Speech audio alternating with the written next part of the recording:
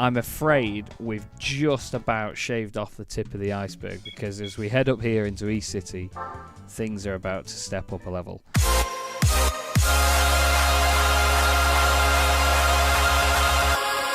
Hello everybody, welcome to Chaz Draycott Media, and Merry Christmas, and I hope you have a fantastic New Year as well. We're in that bit of the year now where we're between Christmas and New Year. No one knows what day it is. You've got loads of sweets in the cupboard, there's loads of cheese in the fridge, there's presents everywhere, wrapping stuff everywhere, and everyone's walking around in their pyjamas. Unfortunately in our household, we've both come down with COVID over the Christmas break, so we've not been able to see anybody or go out and do anything, which has been a big shame, but at the same time, you know, we've still maintain the Christmas cheer, and we're going to do that by me recording Gran Turismo in my big fluffy camouflage pyjamas. What we're hopefully going to do as a bit of a late Christmas present to me is complete South City without any major pain. We're here at Chevrolet, or we're going to be, and we're going to complete this entire section because Vector, Plymouth and Acura do not have special events on their rosters. So we're going to buy ourselves a Chevy Corvette because all of the events are Corvettes. We're not going to go for something a bit further down the line like a Stingray or anything like that. I'm going to get myself a Corvette 96 because this thing, well, the coupe from 96 was just really nice, wasn't it? Looks like a proper old school thing. We're going to get it in a big bright yellow, competition yellow, because I think that's the only colour for a Corvette really. Unless it's a ZR1, then it needs to be blue. Purchase that. Get in. And the only mod that I'm going to make to it is that I'm going to put some tyres on it. We're going to go for hard racing slicks, and then maybe I might lightweight it as well, actually. Because, as we all know, that's something you have to do anyway when you go to racing modify these cars. Okay, so now that the car weighs 4 tons rather than 6, we're going to take it straight to the special event here at Chevrolet, and we're going to get on with it. Okay, high-speed ring is very generous. Let's see if this helps us out. It's not quite the V8 noise you would expect from a Corvette, is it?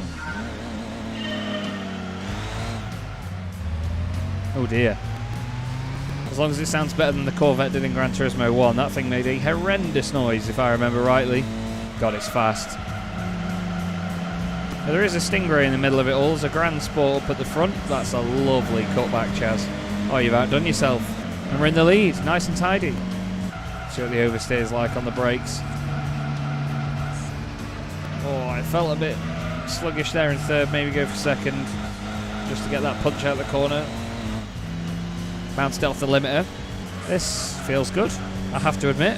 I was expecting this to be a much bigger challenge, considering that I've not played the game in quite a while again, because I tend to record these in batches. But I'm only going to be recording a couple of episodes today for between Christmas and New Year. Okay, end of lap 1, we're leading the way, but I feel like they're closing in on us. Oh, bit of a blip in and out of the camera there. Oh, way overdone it at turn 1. Oh, I've done myself. Although I've not lost position. Weird.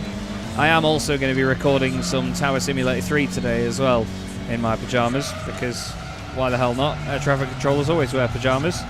I actually don't mind how this car feels, you know, it's pretty good. On and off the throttle there to keep it floating. Nice and smooth here. And we are going to be golden. There we go, that's easy. Easy win. We've only got 2 races here at Chevrolet as well to do, so we're already 50% of the way through it.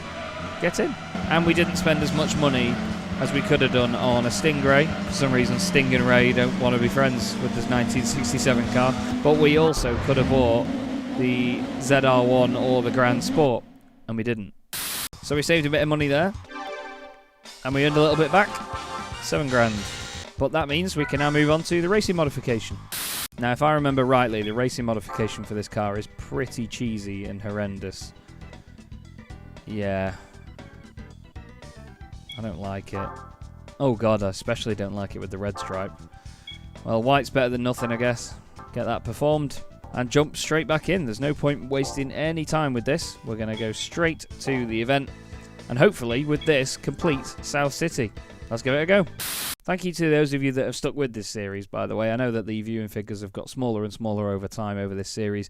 There's some videos that have been out for a few weeks that have only got maybe 30 views, but I enjoy making them. You know, it's not a deal of me being a massive YouTuber or anything like that. I just like putting this content out there. I get to play games, I get to talk about it, edit it, try and make it a bit funny, entertaining for you lot, and I hope you enjoy watching it. Thanks to those that have stuck with me throughout this series as well. Anyway, enough lamenting. Let's crack on at Clubman Stage Route 5. I like this circuit. I'm going to try and open my unbranded drink before the race starts. All the cars look the same. Oh, no, they don't, actually. Oh. Should have done something about that clutch. We're doing this in reverse, which is not a circuit I've ever raced before, I don't think. Oh, that Stingray looks nice, doesn't it, in the white and red. Oh, bit of a wiggle there. Sort of leaning on the Stingray.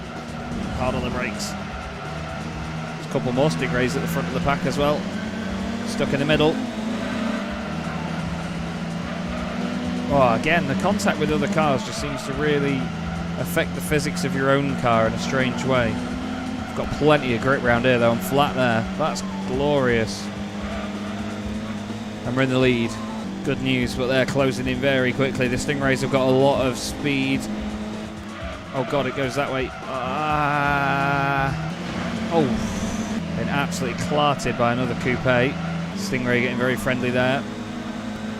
This is a very high-speed section when you do it in reverse. Sorry for smacking into your classic Corvette. Oh, nearly made that work then. Come on, use all the grip. Yes, that's it. Use the grip, use the grip. Oh, I think we might have just got away with that. It's going to be close. I think we've done it. Yes! That's South City complete. Fantastic. I didn't expect to fly through this in under 10 minutes. That's the sort of frustrating... God, you're loud. That's the sort of frustrating side with these races, though, is the fact that they're only 2 laps long, so you're spending all this money to do 2 laps and complete these challenges. But we've done it, and South City is now ticked off the list. 10 grand back in the pot as well. We're going to save at this point. Now, while it's good news that we have cleared South City, I'm afraid we've just about shaved off the tip of the iceberg, because as we head up here into East City, things are about to step up a level. I'm just quickly going to run through all of these manufacturers and just see how many races we've got, because there are a lot in all of this, so bear with me. One eternity later. Okay, so here's the deal. In South City, we had 9 races to do total. I think it was 9 anyway.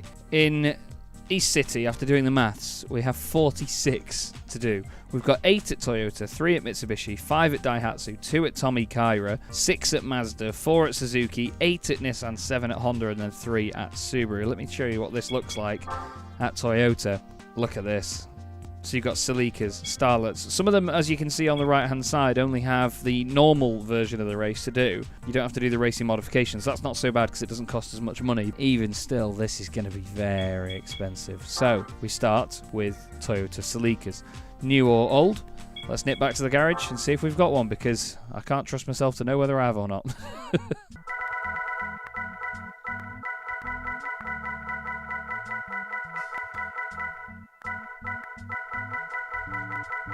We don't have a Celica, do we?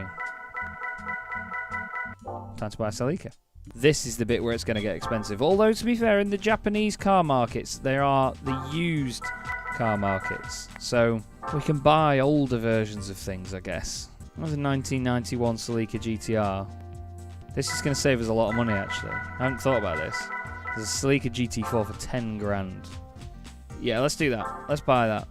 And then we're going to do the usual. We're going to tune it. We're going to put some racing slicks on it. So the whole thing has cost us about 21 grand, which isn't that bad, really, if you think about it, because a lot of the new cars, I mean, that Corvette at the start of the episode cost us 50 grand at least. Let me just check again whether we have to...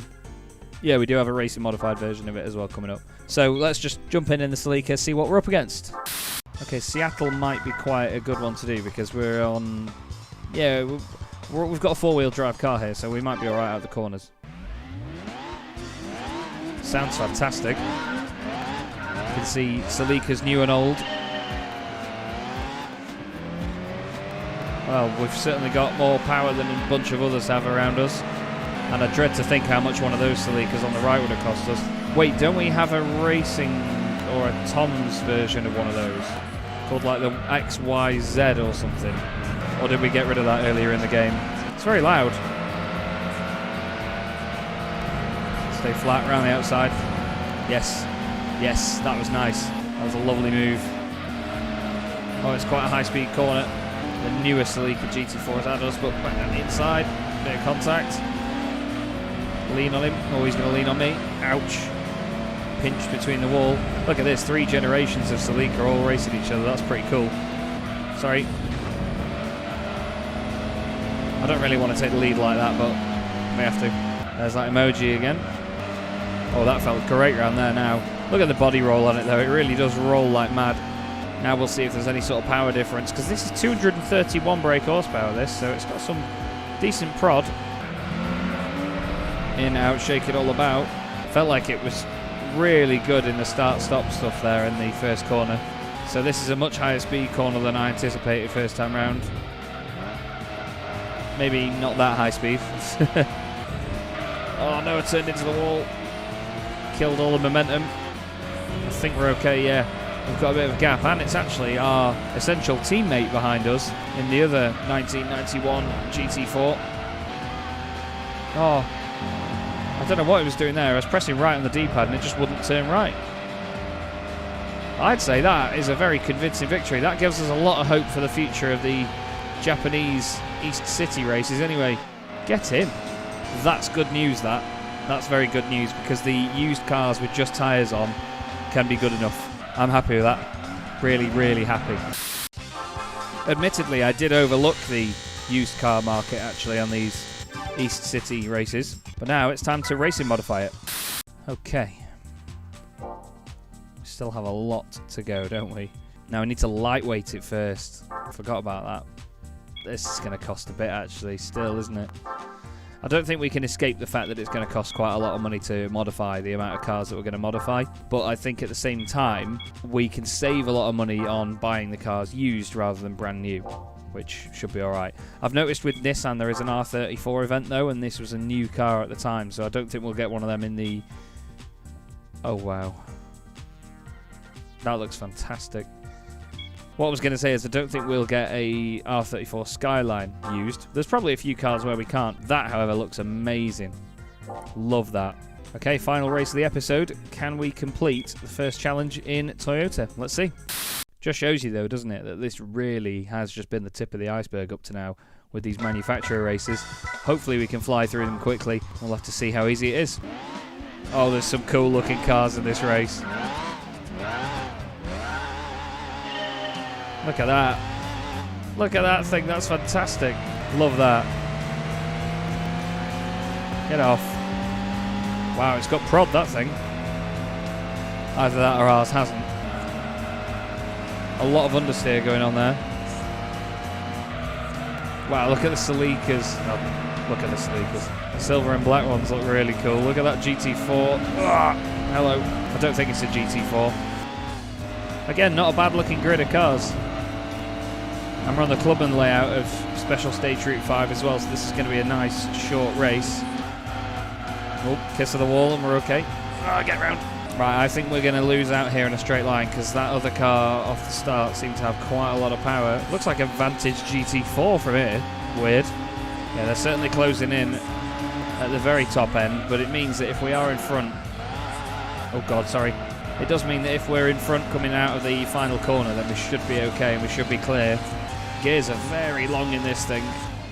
We're only just in front. I can hear them behind me and I don't dare look because I'm scared that I'll just put myself off and we'll have a crash. Again, same kiss of the wall. Don't hit the outside wall though. Right, just straight line it to the end. Straight line it to the flag. Yeah, we're fine. We've done it.